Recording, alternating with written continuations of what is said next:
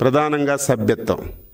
యువనేత శ్రీ నారా లోకేష్ గారి నాయకత్వంలో సుమారుగా 1,02,00,000 దాటి 2 రాష్ట్రాల్లో సభ్యత్వం తీసుకున్నందుకు పొలిట్ బ్యూరో లోకేష్ బాబు గారికి హృదయపూర్వకంగా అభినందనలు తెలియజేశాం. ఈరోజు సభ్యత్వాలు పూర్తయ్యాయి. సంస్థాగతంగా ఎన్నికలు నిర్వహించాలని చెప్పాం.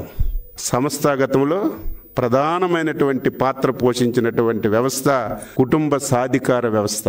ప్రతి 60 మందికి ఒక వ్యక్తిని నియమించాలని, ఆ వ్యక్తి జాతీయ పార్టీ అధ్యక్షులు కూడా అందులో ఉండాలి, ప్రతి నాయకుడు అందులో ఉండాలి, మంత్రి ఉండాలి. ఎంత పెద్ద నాయకుడైనా సరే ఈ పార్టీలో రేపు భవిష్యత్తులో పదవులు కావాలన్నా, భవిష్యత్తులో పొజిషన్స్ కావాలన్నా తప్పనిసరిగా సభ్యత్వం ఉండాలి. రేపు ఏర్పాటు చేయబడినటువంటి కుటుంబ సాధికార సారథి కార్యక్రమంలో ఒక సభ్యుడిగా ఉంటే తప్ప దేనికి అర్హత లేదని స్పష్టమైనటువంటి నిర్ణయం తీసుకున్నాం.